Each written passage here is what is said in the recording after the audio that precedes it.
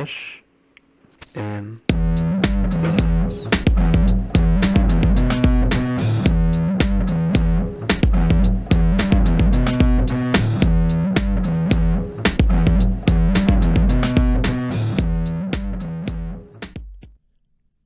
All right, welcome back to another episode of Fresh and Buds. I'm your host, Tommy Fresh, and you all are my buds. And this week will be coming out on St. Patrick's Day. We have Patrick himself, Mr. Patrick Shaw. How you doing?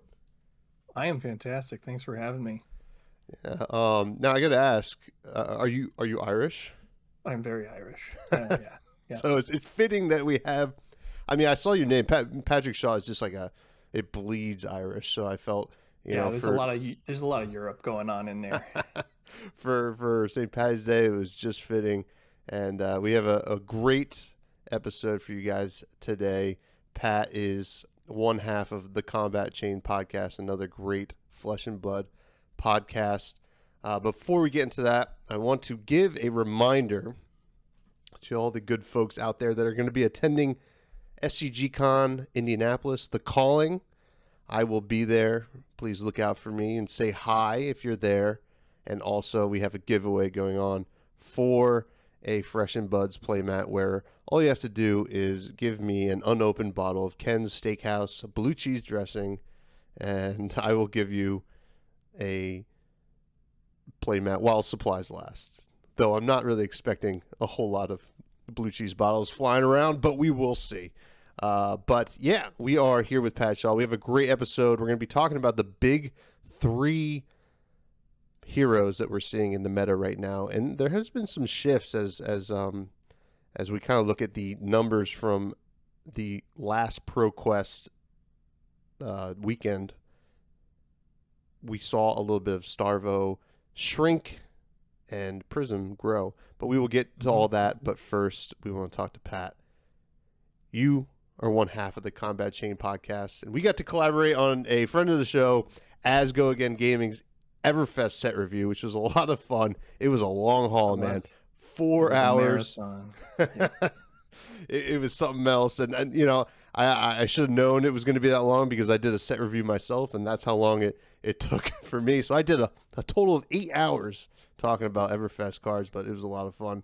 But we get to welcome you to the Buds Dojo, the Casa de Fresca. Now, let's get to know you a little bit before we jump into the main topic. I want to know, where did it all start for you before Flesh and Blood? Sure thing. So I think a lot, like many other Flesh and Blood players here, I'm a former Magic player.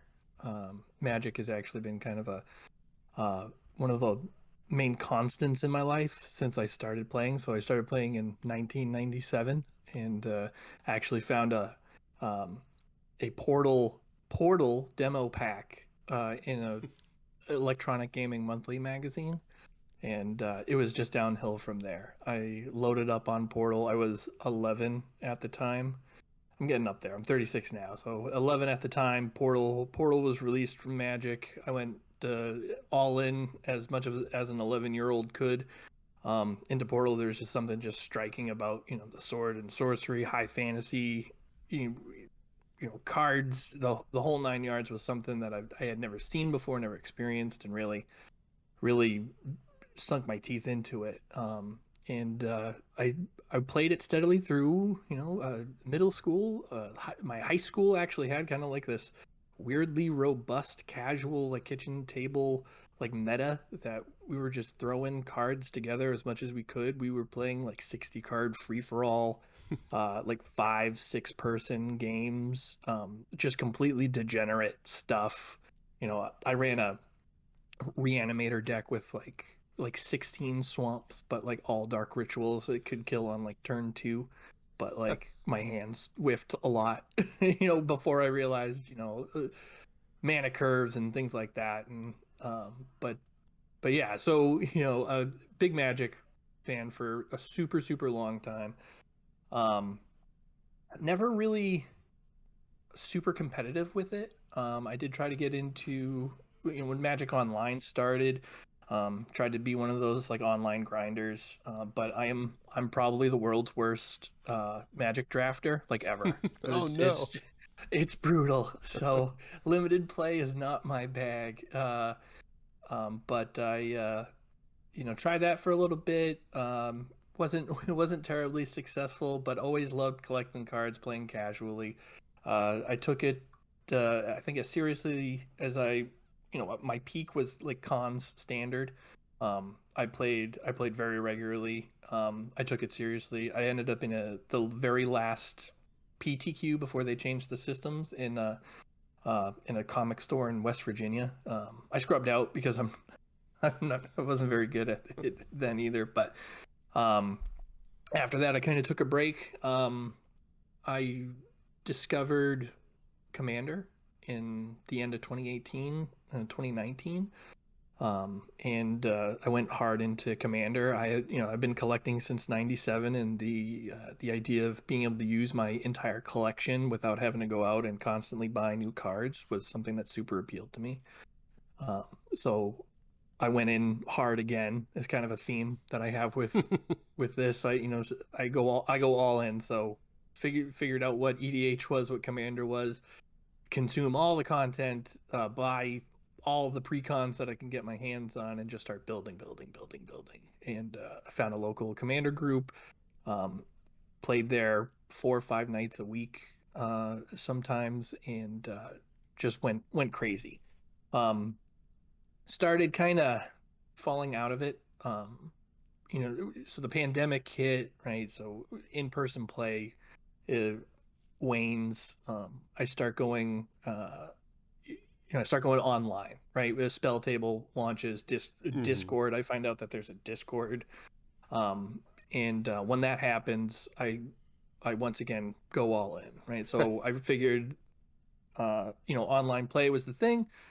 So, I got the computer, got the webcam, got everything set up so that I could play Commander online through Spell Table all the time. And it turns out that's probably one of the worst things that could have happened was this completely unlimited access to the game, because you really started getting into, the oversaturation, like overplaying the game, over access, overstimulation, and getting into this like arms race with everybody. And I think into 2020 and going into 2021, Commander was my only thing, and it really started kind of spiraling. The products were getting, Commander specific, to the point where to play you had to be, you basically had to rotate your decks out.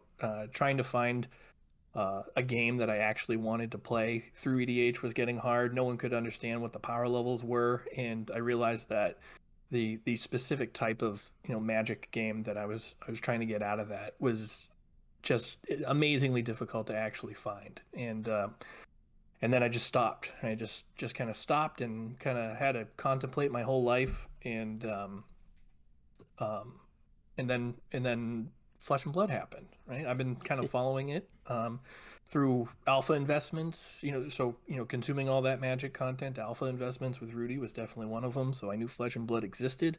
Watched some box openings. Never quite understood the mechanics or anything like that, but it was just something I was keeping my eye on, for the last couple of years. And so early 2021, Monarch Unlimited Blitz Precons are out.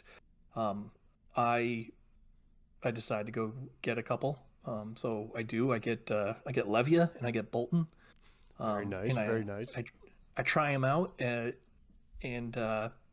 man, was it great. And as soon as I just goldfished watching like Tolarian Community College, and I think the act like Flesh and Blood, like LSS's like learn to play video. Uh-huh. Yep. And, just a couple of things like that, and I was like, okay, I get it.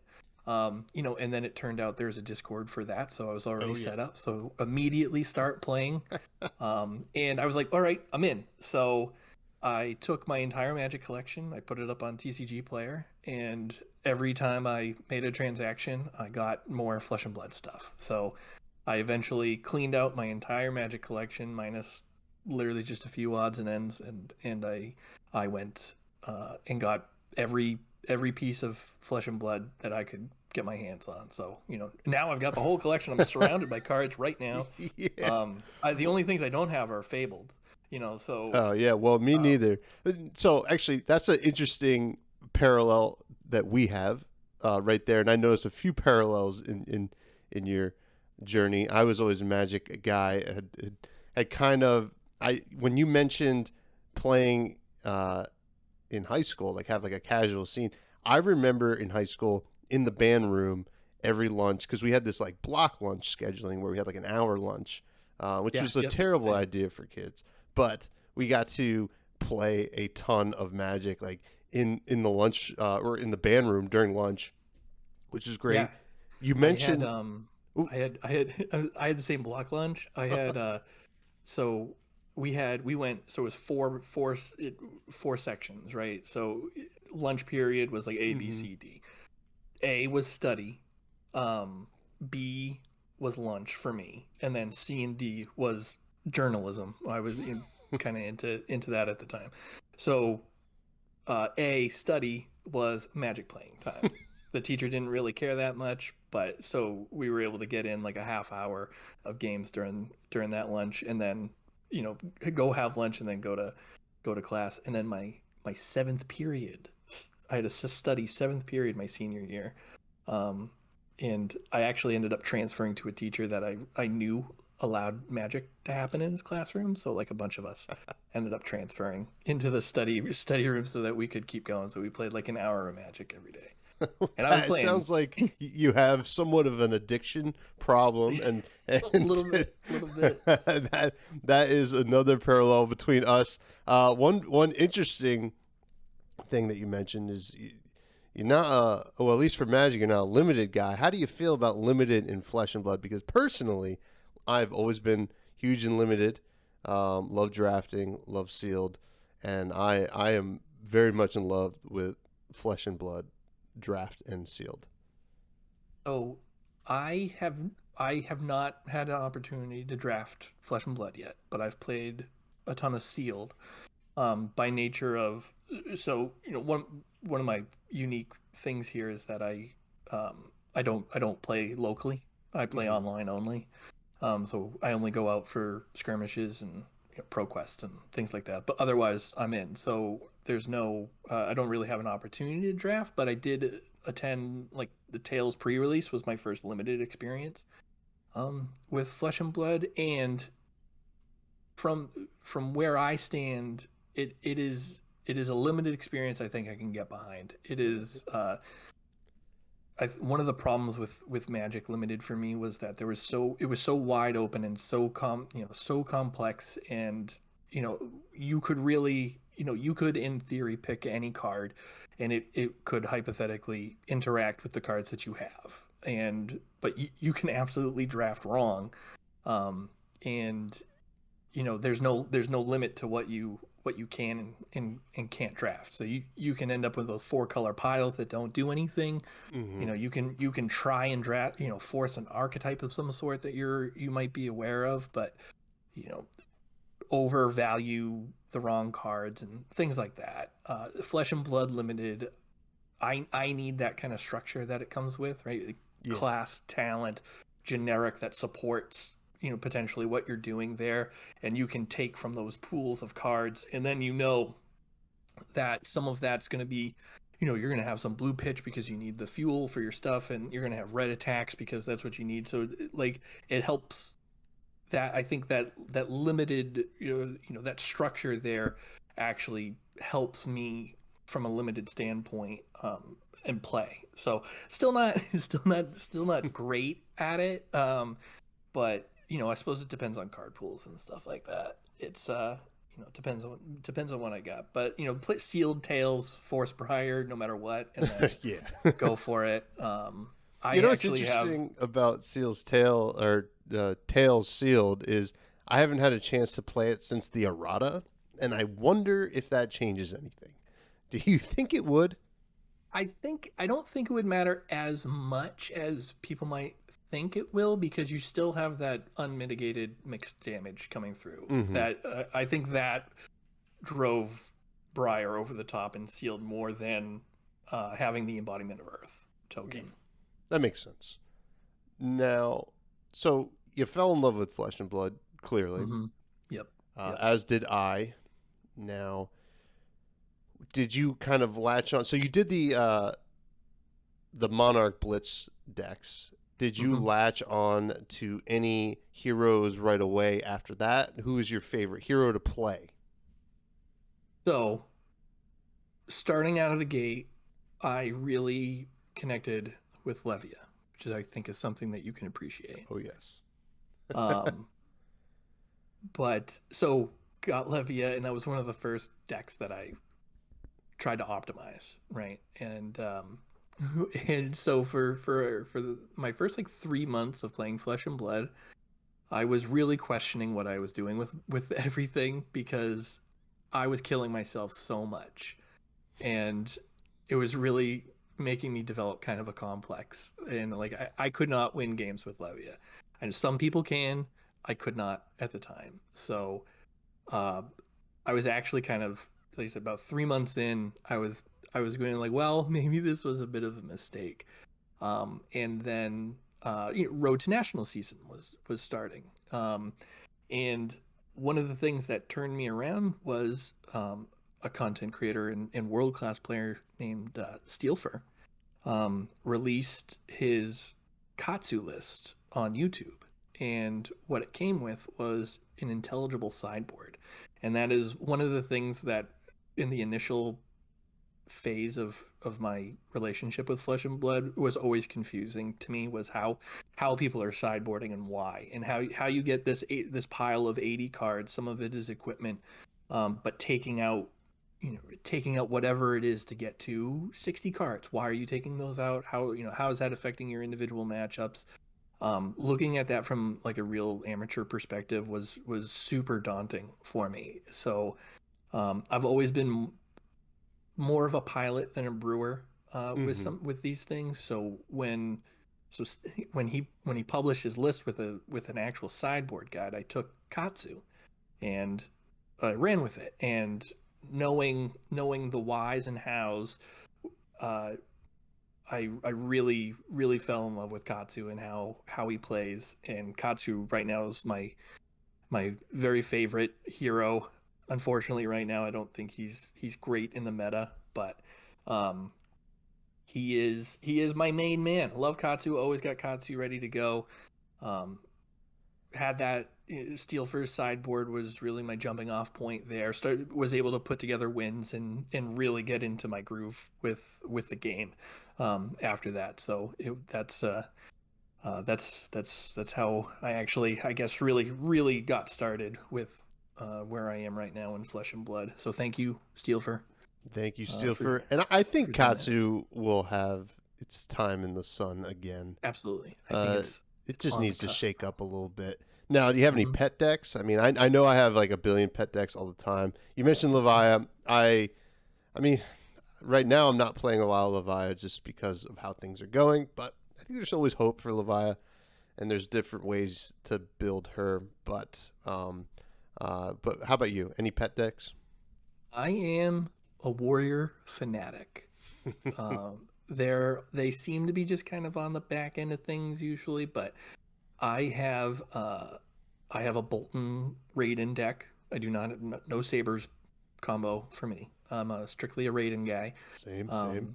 Um, I have I have that sleeved up and ready to go at all times, and I consider that right now kind of my casual CC deck. If I'm not worrying about sideboards or trying to be optimized and stuff, I will take out Bolton Raiden and I can have a good time. So if I have locals or friends that are interested in playing, that's one of the decks that I bust out for that. And Dorinthia for Blitz, I have up until very recently because I moved some of her stuff into Kasai. But I've always had a Dorinthia Blitz deck ready to go. And I haven't run it much in organized play, but it is, it's a at the time it was a tier 1 Blitz deck, and that was something I like to run in the wild, and again against, friends or, um, other people who wanted to test against Dory. I feel like I'm actually pretty good with Dory. I haven't tried her in Everfest yet. Like I said, I moved over to Kasai, but yeah, Warriors, love Warriors. Oh So yeah, those would be me too. my Well, we do have heroes. a skirmish coming up for Blitz, so maybe it's time to break that Dorinthia back out. Now, I look. oh, I think I'm a blitz specialist. I think that's what I'm kind of realizing because I do. I love blitz. If you say if you say blitz, I will rant for hours. I I wish I love the played meta. more Blitz. I'm so CC focused all the time, and then I sit down at the Blitz table and I'm like, this Kano's about to kill me, and I'm like flabbergasted. But I have a lot of hope for Blitz. I'm excited I'm doing the team Blitz event in Indy. That should be fun. I think I'm gonna run with Oldham. Um, Oldham, very good, is very good. see how that goes. But now tell us a little bit about the Combat Chain. It's your podcast. Mm-hmm. You are doing it with Adam. He's the other half. How did you Yep. guys start collaborating together on the airwaves? So, Adam, Philip, Chuck, and I are the combat chain. Um, we got together as a result of a lot of competitive things going on online, right? So um, one of the things that I like to do is a armory on Monday nights called the Fighters Guild. It's hosted by Max Thomas, and Mm-hmm. those Monday night the Monday it's Blitz armory, so it's 5 to 6 rounds of Swiss with a cut to a top 8 every week. Some of the best players in the world jump in to grind their XP there. I'm not one of them, but uh, I have taken down a fighters guild, which is like my feather in my cap here. But so through Max, get to know some of those guys who are constantly there week after week, and Adam was one of those. So at the beginning of the year, when the ProQuest season was announced, Max actually um, uh, put together a Discord server and invited people to playtest for ProQuest season. So I was fortunate enough to be invited to that server and that group. And if you listen to the combat chain, we reference it a lot. And there's a lot of good names that are in there. A lot of world class players, and it's been a real informative and educating experience to be in that group. But Adam was also invited to that group, and his pedigree is much higher than me. He is a top ranked player in Flesh and Blood. He is third in Canada right now, I Oh believe. wow. And he just run his ProQuest, but he was locked in with lifetime XP, anyways. So he is a world class player, and so I'm fortunate to be partnering with him on the combat chain. But so the combat chain's actually been around before me and him. So he started it. It was his brainchild, and him and his former colleagues got about 6 episodes in, and they parted ways. And in the group, he put it out there that he was potentially looking for somebody to take over hosting duties. And at that time, I actually didn't know him. I just I was in the group and I was like, hey, I have been interested in doing content. I have wanted to find a way in, and here we are. So I jumping up and down, raising my hand, pick me, pick me. And so we I jumped on it. We talked, and turns out we had great chemistry. We have a lot of things in common, and our views aligned with how we wanted to do things and how we viewed the game. Then we did it, right. We fired Yeah. off I think a couple days later we recorded our first episode together, which was episode 7, and we haven't looked back yet. Yeah, it's So awesome, it's man, and been I do love the Combat Chain. I've listened to you guys a couple times here. I wish I spent more time listening to Flesh and Blood podcast. I'm just such a sucker for comedy podcasts. I can't help it, but I you feel guys you. do have great chemistry, and I could tell that you guys are really doing something great over there. So I want to know what your personal Flesh and Blood goals are as both a podcaster and as a player. Absolutely. As a podcaster, and a content creator, I think the sky's the limit, right? We just had Mm-hmm. our first interview with Chris Ray Amusing from Galaxy Gaming, and that was incredible. His deck is what Adam piloted to his ProQuest victory there, and being able to just sit and interview like a high profile player, member of the community was a great experience, and I had a lot of fun doing that. And I want to do more. Right? We want to do more interviews. We want to do more general content. We want to do more visual content.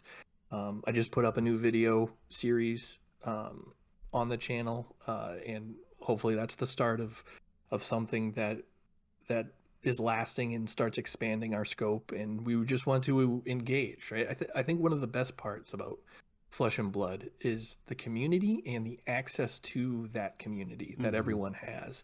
There are You can hop onto like the main Flesh and Blood Discord, and you can find a game with some of the best players in the world that just happen to be there looking to get some games in, and they'll be able to sit and they'll be able to talk with you about whatever you want about the game. You can go on Twitter, and reach out to these guys, and they will respond. I Tariq Patel, he comments on some of my tweets, and every time that happens, it's like, holy crap! Like the champ, can see me, and just little things like that. Even Max Thomas is one of the best players in the world, and I kind of consider him a friend at this point. He was a player, and now we've gotten to know each other. We talk a lot. He provides a lot of guidance and insight into my games, and he's really helped me grow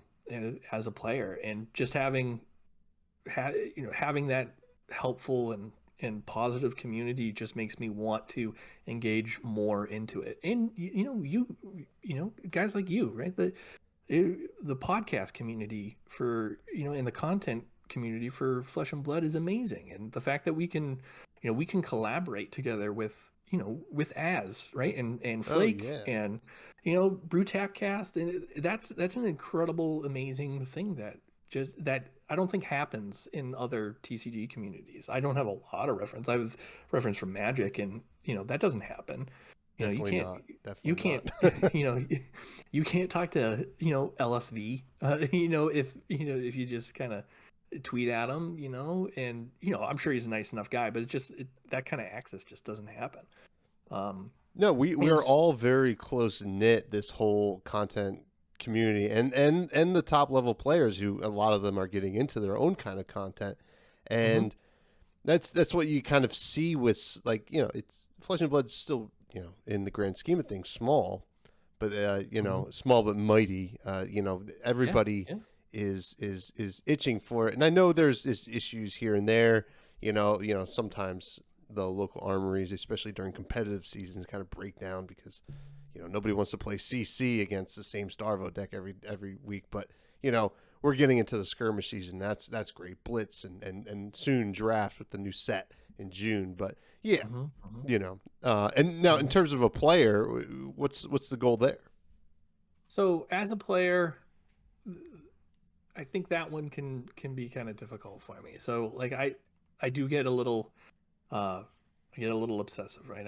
I go all in. That's my thing. I dive all the way into this stuff. I don't do I can't dance. I'm not that good looking, so I do the hobbies. So I get into, and then this is it, right? Flesh and Blood is my thing that I do outside of husband father work, the whole nine yards. So I relish that.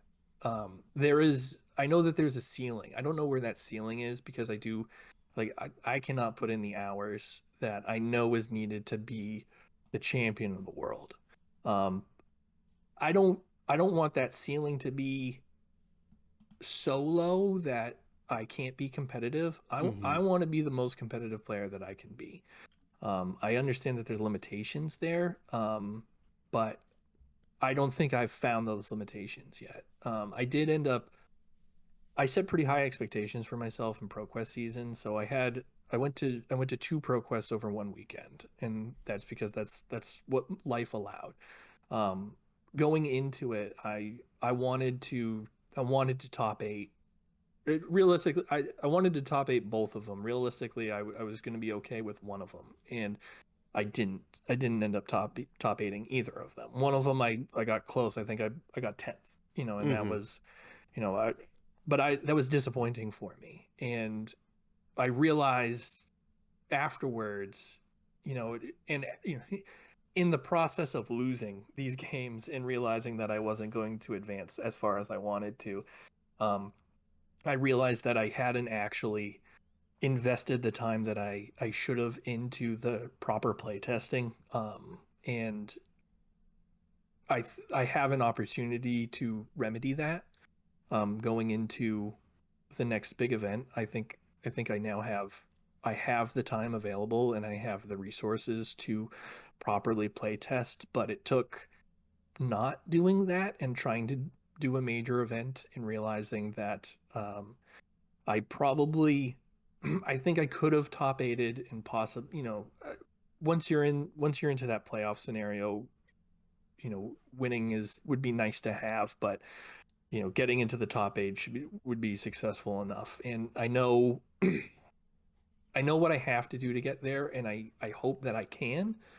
And so I think this next part of my life in flesh and blood is really gonna uh, determine how competitive I can be. So my my next destination is the Calling, New Jersey. I won't go to Indy, but Mm-hmm. I will be in New Jersey. Hometown, my hometown. You come to visit. Oh yeah, yeah, your stomping grounds. Yeah. But I had uh, my wife, in a very epic show of support, booked the hotel in case I won the Pro Tour. Or like got invited to the Pro Tour. So, you know, I've already got a place down there ready to go. I will not stay there as long because I will start at the Calling, but I'm gonna, you know, I'm taking it seriously. I want to do well at the Calling. I understand that the ceiling's probably going to be super high and it's going to be a really daunting task. And you know what doing well is going to be kind of on a sliding scale, but um, that's gonna be my kind of barometer moving forward here. You know I can't be world champ. I would like to be, you know, I'd like to be pretty good. I don't know if that makes a lot of sense. I'm in a Well, weird place right now. Sorry, listen, I do man. a lot of rambling. No, no, no. Just say like it is. You say you might not be a world champ, but we don't know that. This is listen. You started playing Monarch. This is Hmm. like a year you've been Hmm. playing. We can't all be Tarek Patel, pick up the game, win nationals a month later. We can't all be, Dalen Mack, who gets to, who's an excellent card player and gets to jam 20 games a day. Guys like Hmm. Hmm. us, and I think we are closer to your average player in terms of time restraints, when we can play. We have Hmm. families, Hmm. we have jobs, and I mean, not to say these other great players don't have the same thing, but we kind of have to approach it more efficiently and Right, realistically. right. And maybe it's small steps, but we got there. We're gonna get there. I mean, we're already in a couple discords together. I know we're gonna be Oh jamming yeah, games, getting ready for Jersey. hell yeah. I do But know that I think what we can do with what we have is learn from the Dalen Max, the Turek Patels mm-hmm, um, of the world there, right? Those guys have been able to pick it up, and obviously they are, you know, they're incredibly intelligent people, and they have a method to their madness. And I know Tariq's down in, I believe he's in Florida. He's with Rob Seigel, and mm-hmm, he's got that murderer's row of Florida players down there. And a Galaxy Gaming is down there as well. So, you know, they're that environment kind of fosters that you know, that competitive drive and the ability to test it like the highest levels there. Dalen Mack is a professional football player. You know, mm-hmm. that's something that I can appreciate. I'm not a professional football player, but I play. You know, playing in high school, I coach. You know, I coach football. I have some idea of what it takes to to get to where he's at in terms of his ability to the discipline it takes to do something like study film, study games, figure out small corrections to make, and turn that into an improvement on a daily and incremental level. We might not be able to 100% recreate exactly how they do things because they're they're in their unique positions, but we can model our play testing after those guys as much as we can do that. And doing things like organizing a playtest group, right? Flake and Dalen and Tannen all talk about the Discord, right? And Adam and I joined into a Discord. We've joined up into a Discord. The model has been presented, right? If you can collaborate with enough people that are as serious as you about the game and get those reps in and the familiarity with your decks and the other decks in the meta and have sound game plans going into them, then the margin starts to close down a little bit between those, Matt Rogers and Pat Shaw's. They can, that becomes a little closer, but there is still obviously a commitment that needs to happen in order for that to take place.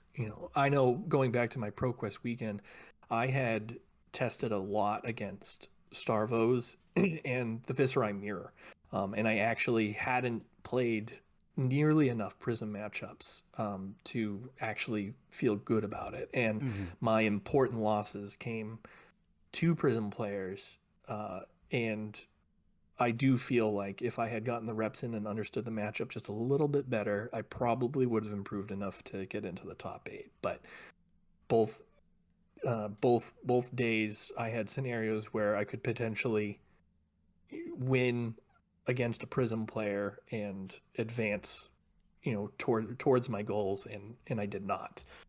And as soon as that weekend wrapped, I went back to what I had done in preparation for that, and my deficiency was in the Prism matchup, and it ended up costing me. And Flesh and Blood is a complex game where that those reps matter. So I do think it had a direct impact, and like I said, I believe that I have the information that I need to remedy that and hopefully improve on those chances going into the Calling New Jersey. And I will be working with people who are getting ready for the Pro Tour. Adam is getting ready for the Pro Tour. There's a bunch of people in Max's Discord server that will be testing specifically for the Pro Tour, and I plan on participating in that and becoming a better Flesh and Blood player in the process. Yeah, and you are doing something that I think a lot of players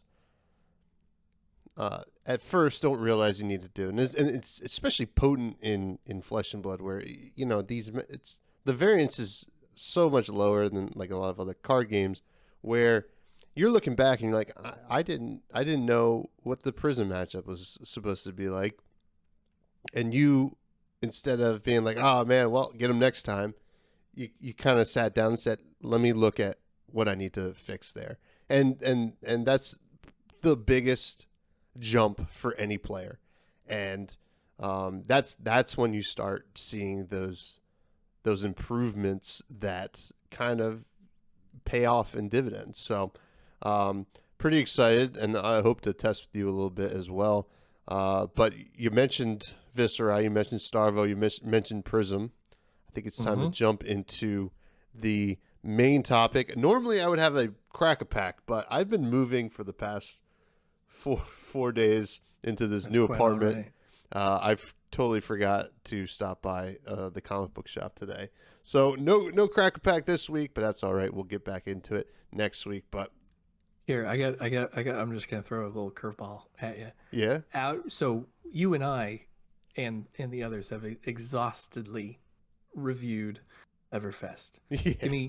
Give me one card that you think has overperformed. Oh wow, overperformed. Mm-hmm. Oh man. Uh, Shrill of Skull form. That's a great answer. Yeah. That's a.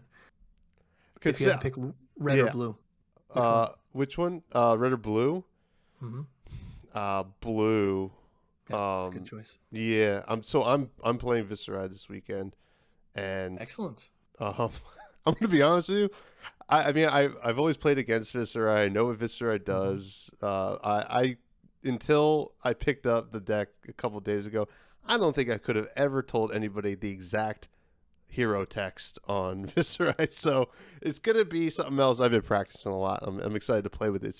It is a list that came out of the Buds Discord, and at least one of the guys in the Buds Discord did qualify for the Pro Tour with it. So Excellent. yeah, I'm looking forward to either scrubbing out or taking the whole calling. We'll see.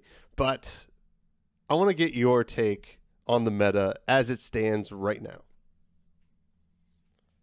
Well, I don't. The elephant in the room, right, is Starvo has the lion's share of things, right? It has the wins, it has the conversion rate, it's got the numbers behind it, but I still think, and this is a little unpopular, but I think the meta is in a weirdly good place. Uh, your previous guest, TT Bo, had mentioned that a healthy meta is a triangular meta, right? And Mm-hmm. I am also a firm believer of that. And you can point to three different distinct decks at the top of the meta, and barring all other things being equal, that in itself is by definition a healthy meta. Now, that's in a vacuum. If we look at Starvo, is he broken? Yeah. Is the deck broken? Yeah. Should they fix it? I don't know. Hard to And say. It is hard to we can say. get into that a little bit, but going into where we are right now, the the bad Starvo matchups are becoming less bad for Starvo. And so that's going to be very interesting to see going into. I'm interested to see what Indianapolis looks like. I know Dalen Mack posted his predictions, and if Starvo's at 35% and wins it, I think you'll see a reaction from LSS. 35% is probably way too much for that. And if the top eight of that calling is six Starvos, a chain, and a Prism, uh, I think you'll see an immediate reaction to that. I am optimistic that it'll be less than a third represented out of the total player base. And if that happens, I will be okay. We'll still look at those conversion rates and what the top eight is looking like. I do know that one thing that they have to avoid, and they got okay with this at other callings, and when they were streaming it, is we they can't just show Starvo mirrors all day. Mm-hmm. So they're gonna have to find some interesting matches, and hopefully there are slightly varied, interesting matches involving at least those three heroes going at it. So I do think it is very much a rock paper scissors environment, and that's what a TCG healthy meta really needs. But if Starvo ends up being too resilient against the other game plans, then I think something needs to happen. I don't know if we shouldn't be banning legendaries, and we shouldn't be banning Chase Cold Foil Majestics. I think that'll hurt the health of the game Yeah. long term. But I think the race to living legend is on, right? If we can just move on with our lives, we're Yep. probably all gonna be better off for it. So that's kind of what I'm rooting for right now. But yeah, so that's kind of my big picture take. We have three clear top decks. They all go into each other pretty interestingly, and Starvo's way overrepresented. Certainly is. There is a little light coming out of week 4 of the ProQuest season, the final week, where we saw a almost equal share with Prism. Viserai didn't really grow much, but we did see a little bit of Prism sneaking in there. But I agree. The triangle meta at a minimum, I think is good. Obviously, more decks being top tier, I think is even better. It makes for a more interesting tournament experience. But yeah, the Starvo issue is going to be a tough one to solve. I think some kind of errata would probably be best. Maybe changing the pulses to only counting as one for his reveal, but you can't really change it for fusing. So it's going to be tough. We will see what goes on, but we are seeing the Pyramid of Doom. That's what some are calling it. It's being dominated by three heroes: Prism, Viserai, and the big old bad Starvo. We're going to take a look at each of these decks, what they're doing, their variations, their strengths and weaknesses. The first one is a deck that I don't particularly like historically, though I've come around on it a little bit as I've kind of learned it a little bit more. This is Prism. What are your thoughts on Prism right out of the gates? Prism used to be one of those pet decks, right? That Mm-hmm. people were playing, like light illusionist, and they used to be able to high roll on multiple Tome of Divinity turns, right? Coming into Everfest, Prism arguably got the most support out of any hero, right? 15 or so cards immediately go into that deck, and it becomes this value beast almost overnight, right? So you take out Vestige at this point because you're running a lot of illusionists and you aren't running lights, and you have 12 zero cost auras that block for at least 2 that can be dropped in every turn, and you combine that with your old reliable instant speed auras, and you have this menacing value beast that can overwhelm you. And if you don't take care of it quickly and properly, Prism can run you over either through the sky with the heralds or through those auras. You Yeah. can, and it's crazy to think that all these little, they're dinking you for 1, but all of a sudden, it very quickly, that's 7 of them dinking you for 1 every turn. You have to pay attention to what they're doing. If you're running a slower game plan like Starvo, you have to play super tight, and you have to have boarded correctly, and you have to be able to take care of what's going on there. Prism can just outright dominate games, right? There are more games against Prism and losing 26-0 than I've seen in any other hero produce there. Easily. And I think one of the toughest things about Prisms is the fact that 1 minute you're getting all these auras and they have to take care of as the opponent of Prism. You have to take care of these auras most of the time, or else you're going to lose. I think Drew Cordell put it like this in a video I did with him recently. You're building an army of Kodachis, right? With these auras, and on top of that, if you're not ready for the big heralds coming in at you, it's at the end of that chain of go again auras. It can really just spiral out of control so quick. And I think one of the biggest strengths, in my opinion, of Prism is it preys on the ill-prepared opponent. Yep. And I mean, on top of that, can go toe to toe with most decks in the current meta. So, what are some like strengths that you have kind of seen in Prism? Well, I think the number one thing is its versatility, right? And I think you're going to see that as kind of a common theme here. Prism can board, even before Everfest, Prism used to have this ability to have a transformational sideboard, right? You either went Herald aggro or you went into this aura game plan. That hasn't changed so much, but they've targeted those auras are becoming more and more present in the main deck. You still have the versatility to go into this Herald plan there, but those being able to do something like a double aura turn is one of the most painful things that you can do to one of your opponents. They have to immediately change what they're doing and kill their tempo in order to stop you from progressing.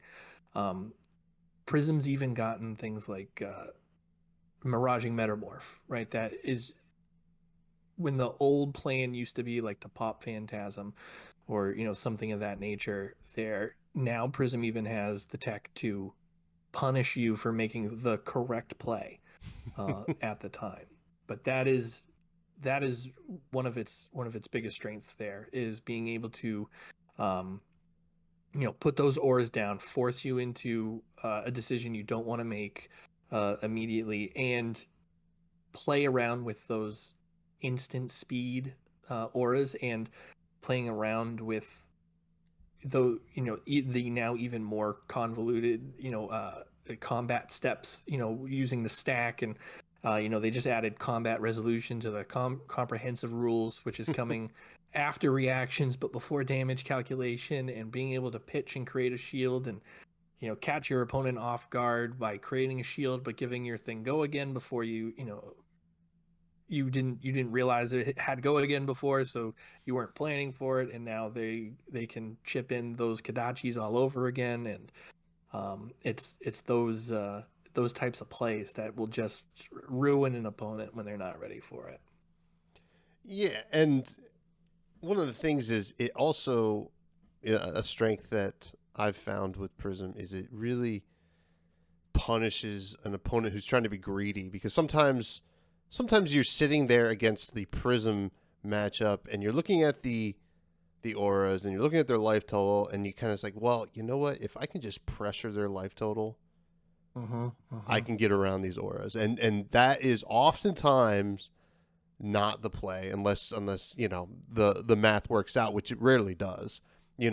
All it takes is a crippling crush to come in at them, and they just flash in a bunch of auras, and all of a sudden it didn't even matter, and all of a sudden you're coming in for a bunch of these aura Kodachis again. So that's the strengths of the deck. What about the weaknesses? I think one of the primary weaknesses is that it needs to take time, right? It needs time to set up, right? The strongest turn that they can have is double aura turn 0. And even better if it's at instant speed, at the end of your turn 0, right? Especially if you use up an action point and they drop something because you foolishly attacked into them turn 0 for some reason. But if they get in some of those rare cycle auras and they don't find their really impactful stuff, so we're talking like Shimmer of Silver is like a mandatory elimination when it comes out. The value that single, it's a 0 cost, and it is a Dawn Blade with no downside, right? And it just adds up over time. If you let that thing exist, for multiple turns, you're giving away 15 to 20 damage points on a 0 cost aura, right? It's also, I think, it is possibly one of the most complicated decks to play in Classic Constructed. If you're looking at this meta and going, I can pick up Prism because it counters Starvo, and Starvo is the most overrepresented here, so this is going to be a strong choice, but you have no experience into Prism, you are going to flatline. It takes those strong minds like Dalen Mack to suss out those lines of play that are required to win at that level. And if you don't know what you're doing, it's not going to be any good to you. In addition to that, because it needs that time, right? Aggro goes into it very well.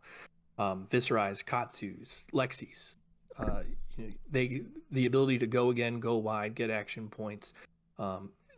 trickle in leak damage and take out auras is something that can very much even the playing field when you're Prism. If especially if you can't, if you're not double auraing and you can only do one or so at a time, then you are, you're on par with them. And if they're going wide, you're losing that tempo, and then all of a sudden you're on your back foot and you're blocking instead of being aggressive, and you're losing out, and you really got to find some way to pivot off of that.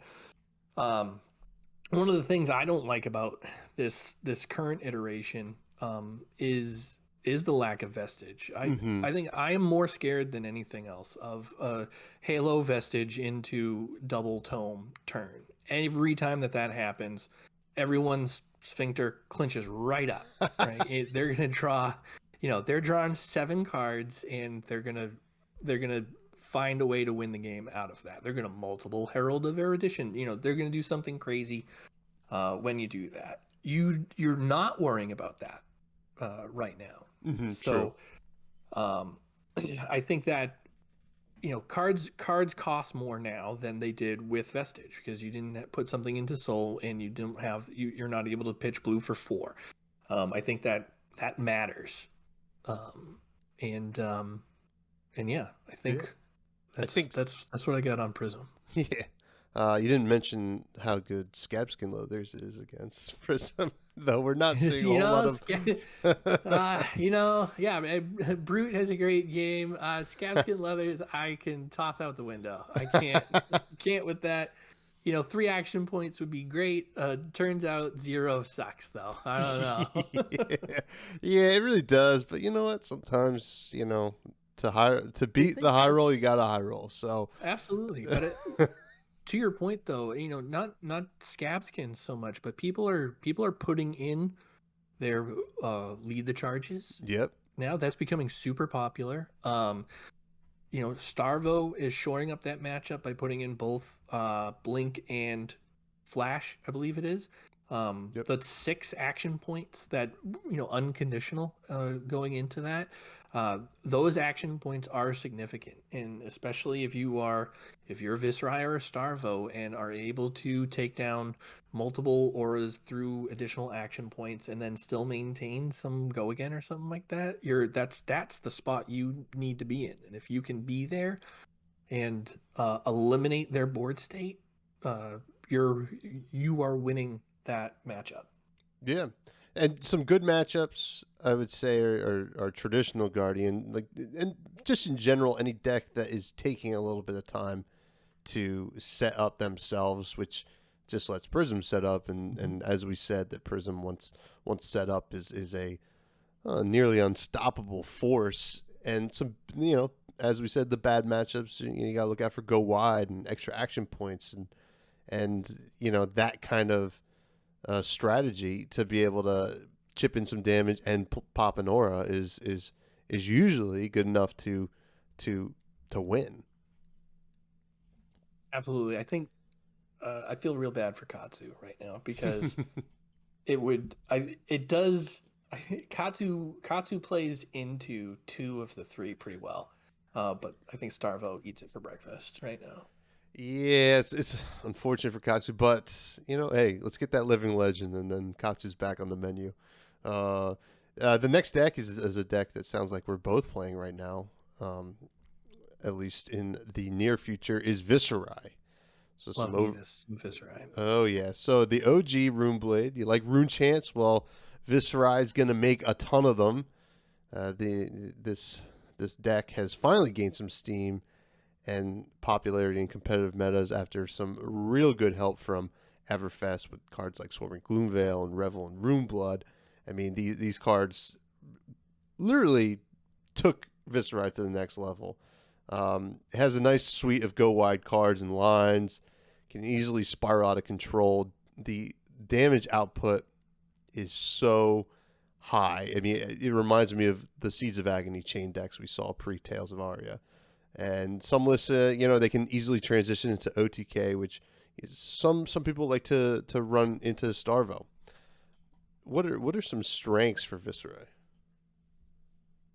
Viserai got some cards from Everfest. So before before Everfest, I think we have to recognize that Viserai won the Australian National Championships with its existing card pool before Everfest. You're right. Right? It was there, yeah, right? It won in the Briar meta. So it has been powerful. I think it has been underappreciated, and Haydendale winning Australia's championship, I think, put it back into the spotlight even before Everfest. So its That is OTK so true. plan has been, been its staple from Monarch, right? I don't know I don't know what they did before Sonata, but it couldn't have been exciting. I don't Yeah. I don't know. I'm glad I wasn't around for that, but Sonata OTK has been a thing for since Sonata came out, and um, the fact that the cards have been there to make it into this super viable, meta threat is super interesting. With Everfest, you got three important cards that have really sent it over the top, though. You have Swarming Gloomveil, you Mhm. have Revel and Runeblood, and you have, I think, my pick for like MVP of the Everfest cards right now, Vexing Quillhand. Yep. Those three cards allow you to establish Viserai as Viserai's main plan as a tempo slash aggro deck with the transformative sideboard of going into however much OTK you want. You can either go full OTK, but some people like to go what they call semi OTK. I think what people used to refer to as mid range, where you still have like Rune Blood Barrier, was big into like in a mid range. You don't see too much of that anymore, but you do see this very hyper aggressive, flexible tempo plan, and you have this OTK plan that you can side into against with the appropriate matches.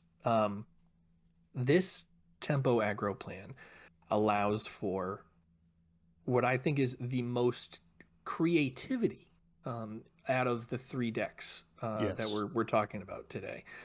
You can do. I picked up Viserai because I like to do some weird janky stuff, and I got that from Katsu, right? How can I make Katsu weird enough to freak my opponent out and block wrong so that I can extend the chain and combo lines and do what I want to do? And I did everything from throwing Nimblism in there and trying to copy Briar a little bit to, yellow Razor Reflexes when people weren't expecting it, stuff like that. Anything that could give me that little mental edge so that they could get wrong. Viserai right now does Katsu better than Katsu because you can really mess with your opponent. You have things like Spell Creepers, you have Rattlebones, you have Vexing Quillhand, and you have Bloodsheath Skeleton to really shape your turn however you want it to. You have access to the graveyard, you have access to non-attack actions that you wouldn't necessarily expect to see at instant speed be played as such, either through arcane damage and enabling Rattlebones, or using the Spell Creepers to flip something over to instant speed and gain your action points. You can you can attack with a Swarming Gloomveil, close the combat chain and put it into your graveyard, and then play a Rattlebones at instant speed and get it back from the graveyard if that's what you're, if that's something that you want to do. Your opponent might not be expecting that. You can pop Vexing Quillhand and gain 2 rune chance, and then you can pop Bloodsheath Skeleton at instant speed and reduce the cost of something by 2. Again, that could be a Rattlebones in picking up a Spellblade Assault and playing those for free, and maybe you're playing the Rattlebones at instant speed and gaining that action point. That is a free, Oath of the Arknight. And it creates a slightly more valuable Sonata. So, on the tempo aggro plan, you're not building up 10 to 24 rune chance, but you can, if you pop Vexing Quillhand for 2 rune chance and then pop Skeleton, that's X is 1, and now Mm-hmm. you're revealing 4 instead of 3, and then the odds of success go up pretty substantially when you're doing something like that. And And that's the kind of stuff that can really tip the game into your favor as it's happening. Those little unexpected things, that extra action point, that extra card reveal on there, um, can really just mess with your opponent. And you have Rosetta Thorn, where you're swinging in for that mixed damage there. There's just so many different little things that the deck can do, and you can make it do, that makes it. I think it is the most dangerous deck to face right now. Absolutely. And I mean, all those things, and being super complex and weird for the opponent to kind of navigate. I mean, all that, but at the end of the day, the damage output is insane. It is. Yeah, you can accidentally create 8 to 10 rune chants depending on how you've played out your turn. If you play Revel in Rune Blood, even just as a non-attack action and break the combat chain, and you turn it on. That's 5 rune chants just right there. Mm-hmm. Turns into a free Amplify the Arc Knight, and now you're hitting for 11 just out of nowhere, without having to pitch anything in the process. That kind of sudden hard damage is really, really hard to deal with. It really is, and this is why, obviously the go wide aspect is quite good against Prism, but the amount of damage and pressure that you can put on Starvo is a reason we're seeing, outside of the raw power of the deck, is a reason we're seeing it be relatively popular right now. But it does have some weaknesses. Some things in the deck that can kind of make it a little bit clunky for your Sonata turns, like defense reactions and Arc-Knight shards. If you own one, which I don't, but that's all right. I don't either, so I don't have to worry about the shards, but the defensive reactions can really, really be a downer, right? So one of the plans, right, is to go OTK. You want to go OTK into Starvo most of the time. Now, there is some debate, and it really is how you feel, and this is where like familiarity with your deck and your play style really come into focus here. What Starvo is going to do is if you're facing Starvo is going to give you a clock, right? You might not know what that clock is at the beginning of the game, but you're going to face down Starvo, and they're either going to start hitting you hard and fast really quickly, or they're not, right? And the less that they hit you, the more rune chance that you can generate. And the harder they hit you, the less that you can generate, right? So you're going to have to make a determination of when it is appropriate to go off. But you are still, no matter what, trying to race into a rune chant generation scenario, and getting a Sonata off for a significant amount through your Bloodsheath Skeleton. Certain decks have certain tech specifically for the Starvo matchup, and hashtag shameless plug, if you listen to our interview on the combat chain, you'll hear Amusing from Galaxy Gleaming talk about Sutcliffe's Suede Hides as one of those very unique Starvo matchup pieces of equipment that allow you to give something go again without having to hold on to a non-attack action.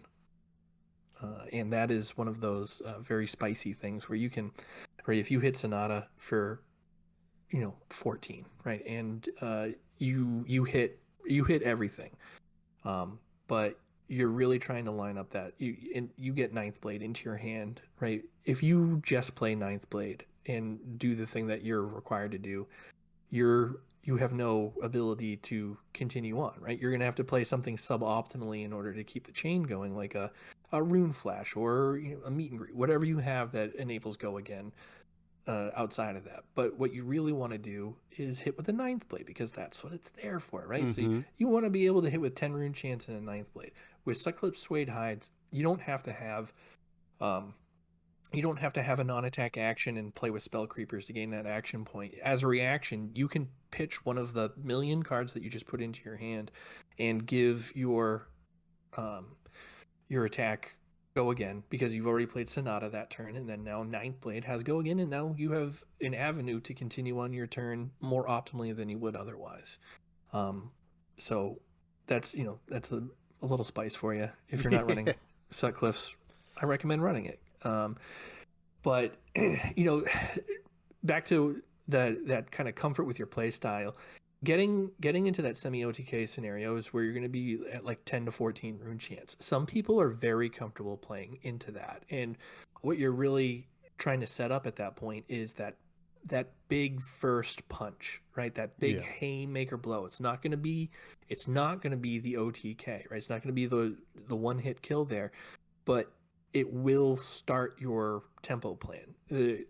The caveat with that semi OTK plan is that you have to have your foot on the gas for the rest of the game at that point, because you're committing to being very aggressive, and depending on how you sideboarded prior to, you're a little less equipped than you might otherwise into that tempo plan. So it's just something you have to be. Like I said, some people are very comfortable with that kind of plan, but Starvo has a habit of dictating that plan for you, depending on where you're at. Yeah, and it's also a very complex deck, requires a lot of practice. The one misplay can often cause you the whole game, and playing the deck, I've definitely done that, and I will do it again. But and some matchups you get in these race situations, and a hand of all reds in Viserai sucks, I feel. Yeah.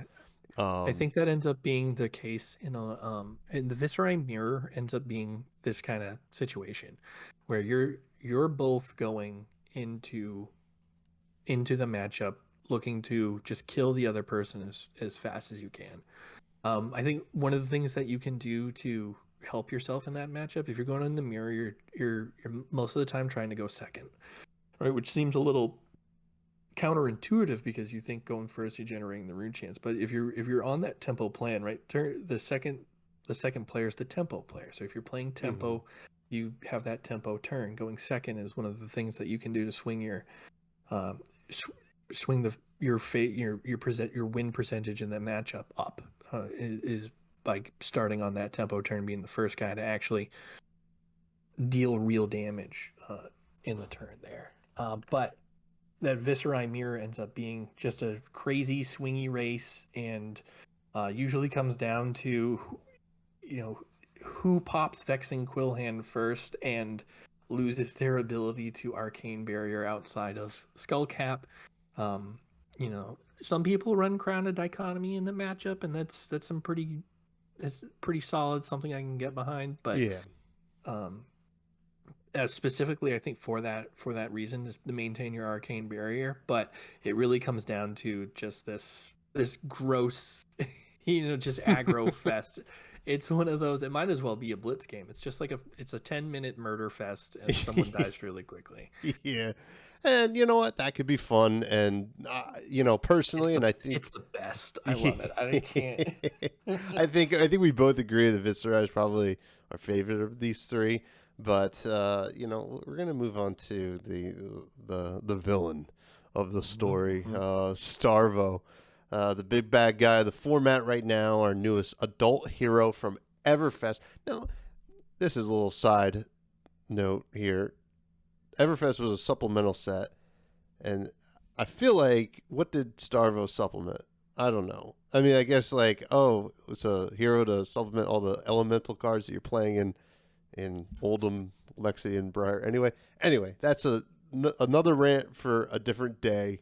But yeah, what Starvo likes to do, though, as many people know, is reveal every turn, hit face with, and then hit face with whatever you're attacking with, and then have that icy Winter's Wail with backup.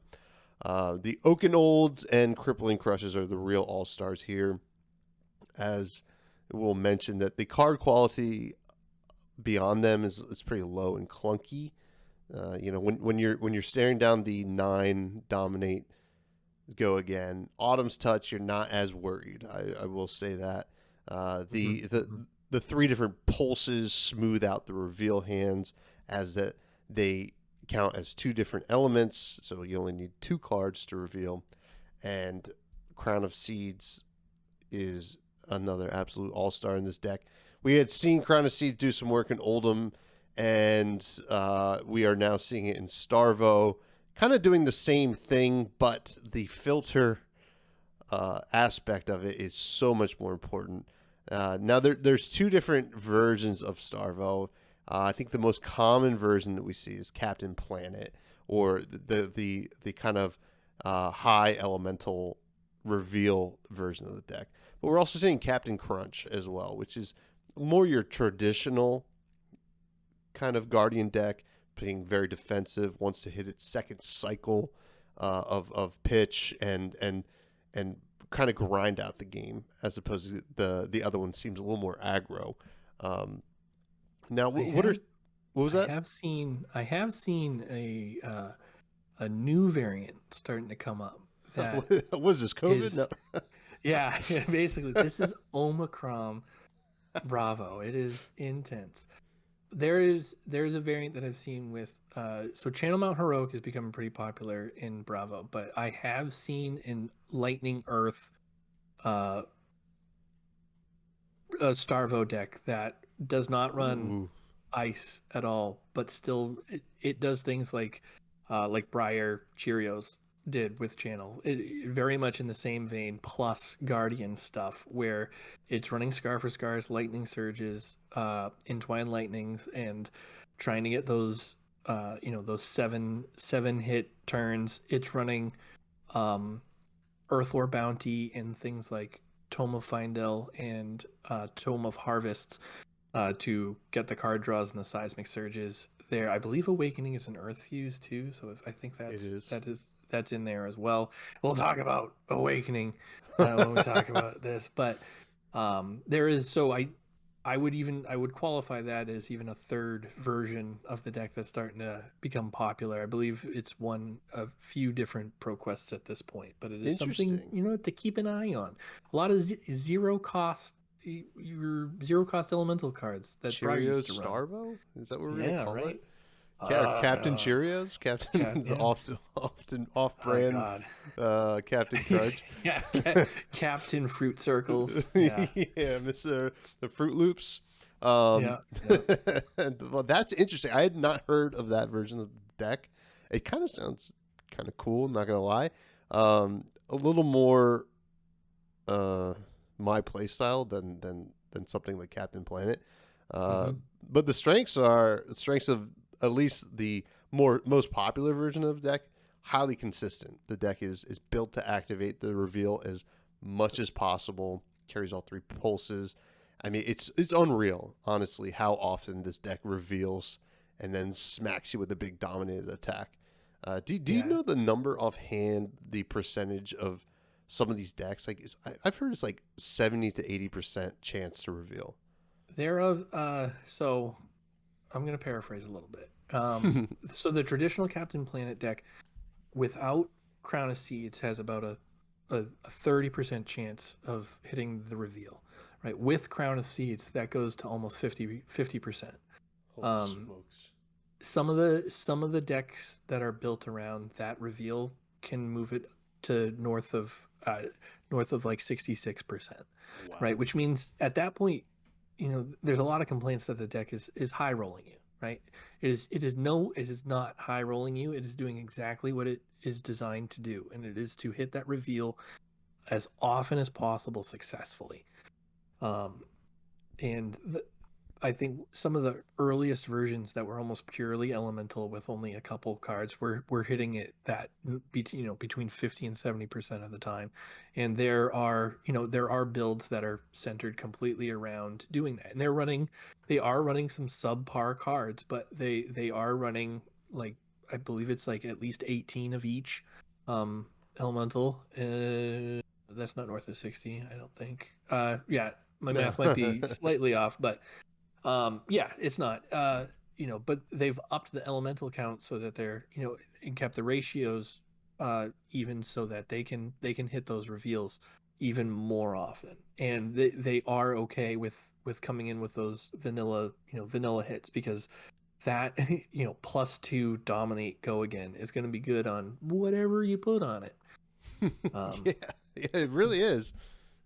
Yeah, it's definitely. I think Crown of Seeds, I'm sure, is something that they're looking at. I We know that Starvo is broken, and I would hate to see cards that were not previously considered broken and bannable become banned for Starvo's sins. I think that's a little what happened with Plunder Run Yeah. in Briar. We knew Plunder Run was a bit ubiquitous, but Briar took it over the top, and it needed to go. And I think we're all a little better off for it. But I'd hate to see Crown of Seeds go for because of Starvo, because it's a great piece of equipment, and no one was calling for Oldham's band when it was doing Yeah. when doing the same thing. So I think that is something that needs to be taken into account there. But yeah, so to make a short story long, it's not high rolling you, right? It is designed to open up, show these cards. It has all three pulses in it, right? It's insane. It has the widest card pool. I heard someone kind of crack a joke the other day. Where it's like, how do you build Starvo? You buy a case of tails and you get the Starvo guy, and you're good to go. Yeah, You're that's all pretty set. much it.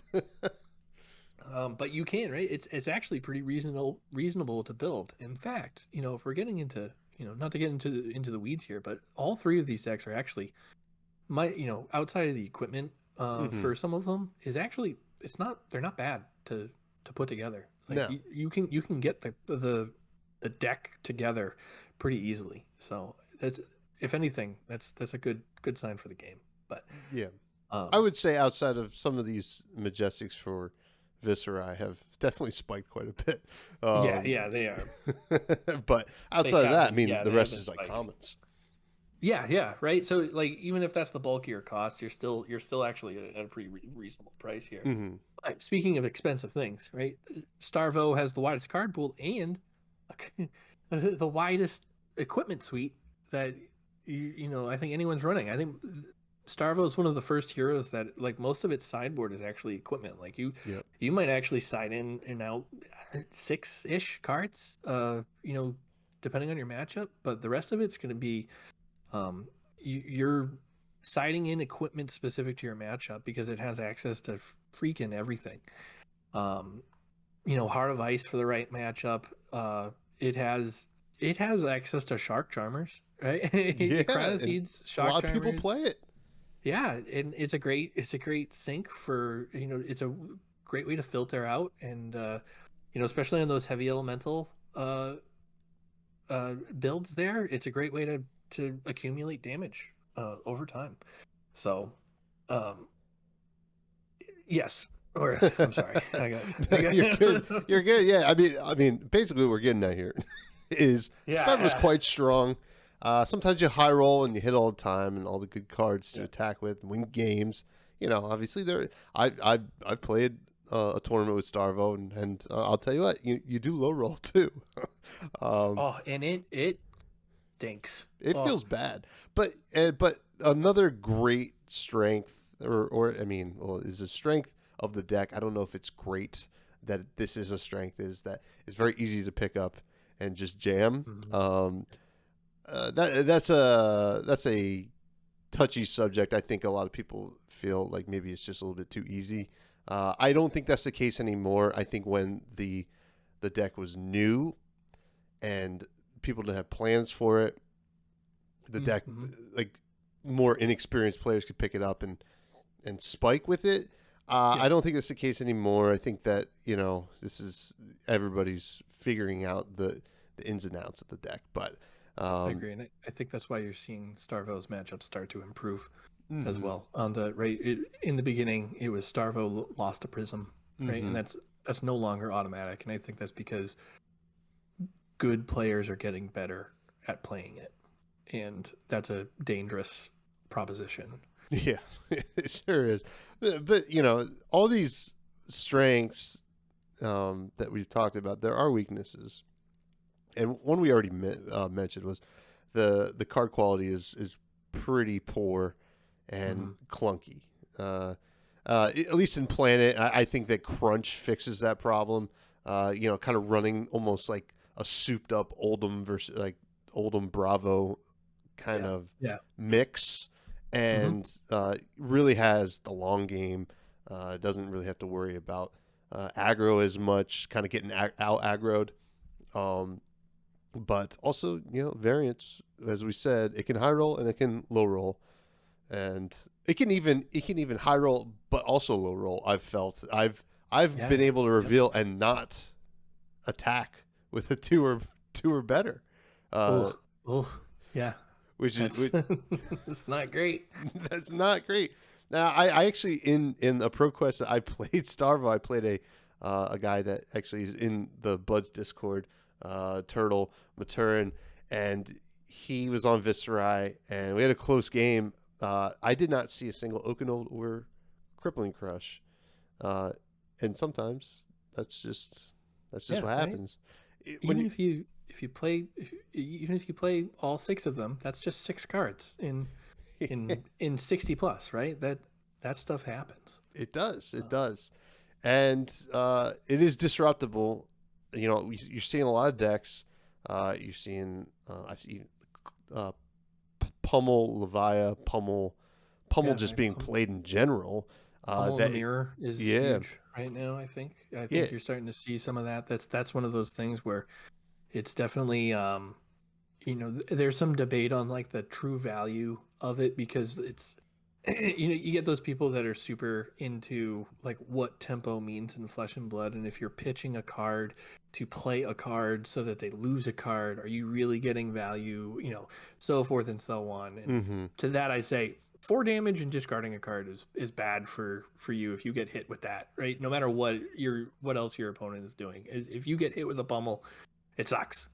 Yeah, So, and it affects what you're doing, right? You need those cards. You need to have the cards in hand to reveal, and if you lose them, you're not doing anything.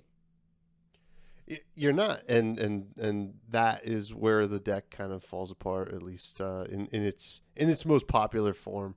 Mhm. So no reveals can be pretty brutal, and yeah, I mean those are the weaknesses of the deck, and I think that the fact that Prism's kind of rising a bit in the meta is kind of uh, exposing some of these weaknesses, and I still hope Starvo hits Living Legend sooner rather than later.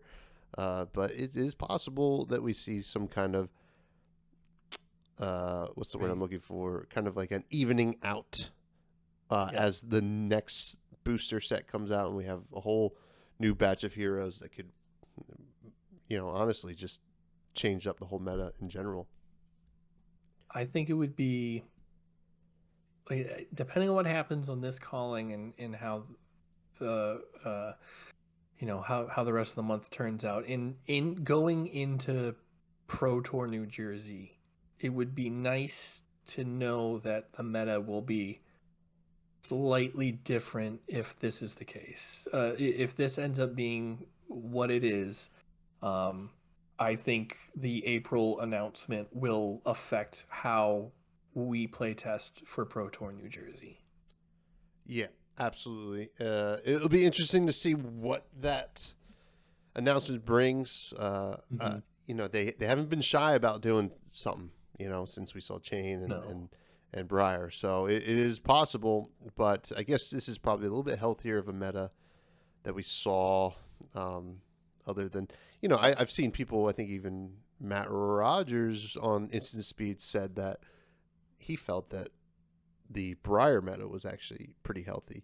But you I just, agree with him. yeah, yeah. I think that was so. I think the two the two things that Starvo and Briar have in common, right, is that simple game plan made it super easy to pick up in the Mm-hmm. beginning of their seasons, right? And it made for a gross overrepresentation initially. And when you have something like that, you are already working at a deficit when it comes to strengthening that meta and making it healthy. But if you look at that time where the Australian and New Zealand championships were going on, that was a great place to be at that Mm-hmm. point. I think the meta not solved, but it had evened out quite a bit, to the point where Briar kind of was on its way out without having anything to do with cards being banned, or those changes having to be made. So when that ban announcement was made, I was very disappointed, because I felt like we were actually in a better place. I know that I feel like I'm kind of in the minority in that. You know, me and my buddy Matt Rogers, who share the same opinion, but right now what we're seeing is not what Briar was initially, and it's not what Chain was. It is still, it has some feel bads. One of the things we skipped over real quick there on Starvo is that Awakening is part of Starvo, right? Oh, yes, yes. Right. So usually if you're running a tempo plan, you're trying to whittle your opponent's life total down here, and that's supposed to be a bad thing for your opponent. If you're Starvo with Awakening and I'm Viserai and I got a 20-point turn off you, I'm feeling pretty good, and I'm thinking you have crap in your hand and you're not doing much with it, and you're feeling pretty bad. But what I don't know is that you actually have an Awakening and an Earth Fuse, and at instant speed, you got a Pulverize that you're going to play for free next turn. And all of a sudden, what you thought you had was a tempo advantage was a very calculated manipulation of life totals in order to continue Starvo's own plans against you. And before Starvo, Drew Cordell was notorious for doing this in Oldham in both Classic Constructed and Blitz. Many times did I thought that have I faced him thinking that I was doing well, and realizing that he was just setting up his turn with the Awakening. But the ability to Awakening into a Pulverize, or even worse is a Crippling Crush or whatever, and then being able to come in for free, and even if you have that fuse, right, if you have the reveal on it, it's free with Go Again. That's the stuff that is what makes people feel bad about playing the game, is when you're doing what you're supposed to do in terms of your deck and what the game says that you should be doing, and a card like Awakening in Starvo can subvert that expectation and turn it on its head in an unhealthy way. I think that more than anything is probably one of the biggest dark marks that Starvo has going against it right now, in terms of is this meta fun? Is this deck okay to play with? I think what Awakening does is make it unfun. I agree. As someone who played a lot of Awakening in Oldham, I felt a little more fair then. But yeah, it definitely did. Right, that's the thing. All these cards existed in Oldham, and Oldham is a very good deck, right? That, and especially late into the last season, there it was very much top tier, with a specific bad matchup into Prism, and it still does, right? Prism free rolls Oldham right now. Yeah. And that's why you're not seeing it show up as much. There are some really good Oldham players that will just ride their heroes into the ground and get a top 8 here and there, but otherwise, the data says that Prism can beat Oldham pretty good. Definitely. Here. But because Oldham's fair. Yeah, to an extent, comparatively speaking. What a right? concept, being fair. Right.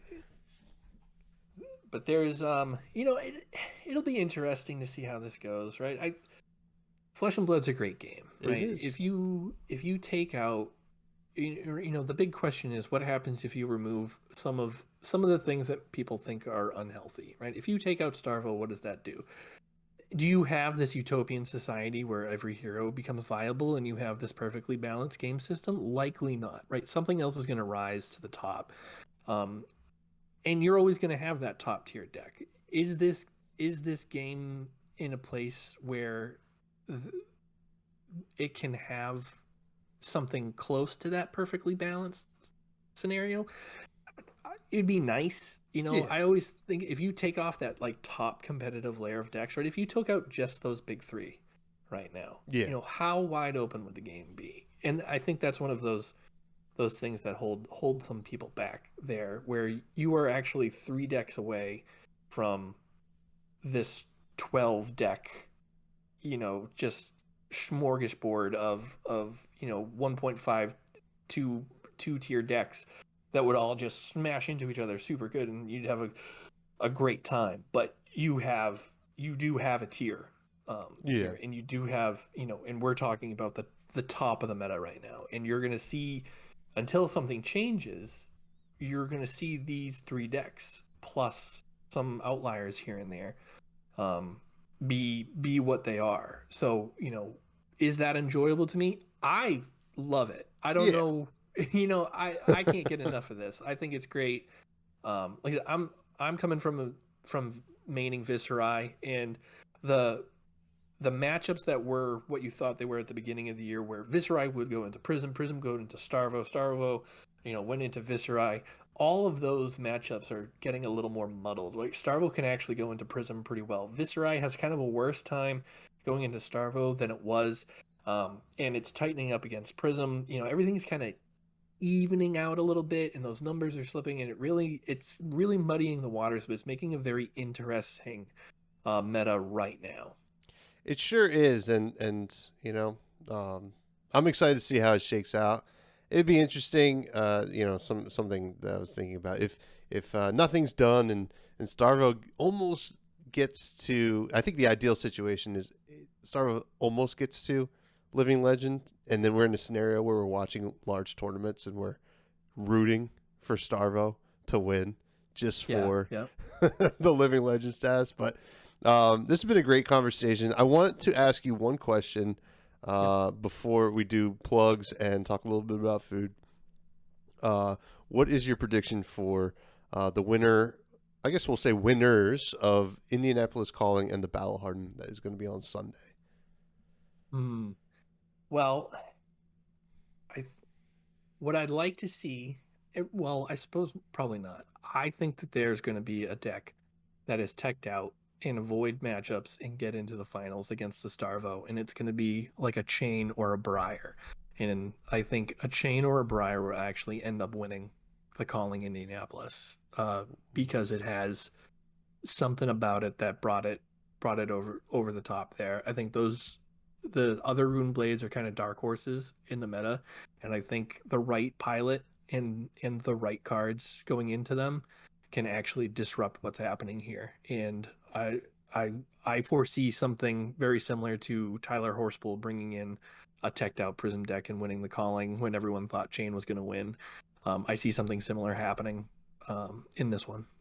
So Levia is what you're saying. Okay, gotcha. Hexagore, aggro, Levia. Let's go. Dude, don't even get me started on Hexagore. Love that card. Now, please plug all of your things that you'd like to plug. You've been awesome, Patrick. This has been great. Yeah, thanks for having me. This is great. I love talking flesh and blood. I can do this all day. Yeah, me too, I can buddy. actually, I can feel it in my voice, but I'm starting to go. I've been talking so much. So you can find myself on Twitter at PatSmashGood. You can also find me on Discord under the same name. You can find the Combat Chain on YouTube, searching the Combat Chain, and you can find us streaming our podcast on every platform where you stream your podcasts. We are trying to get to 100 subscribers on the Combat Chain channel. We are tantalizingly close right now. I can tell you that we are at, oh my God, we're at 95 as I'm looking at it right now. This is so exciting. So at 100 subscribers, we are having a giveaway. 4 lucky people would be chosen at random.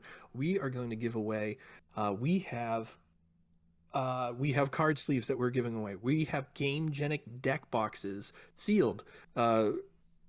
We are giving away, and we have a cold foil Data Doll promo card that we are giving away as well. We will be giving them away randomly.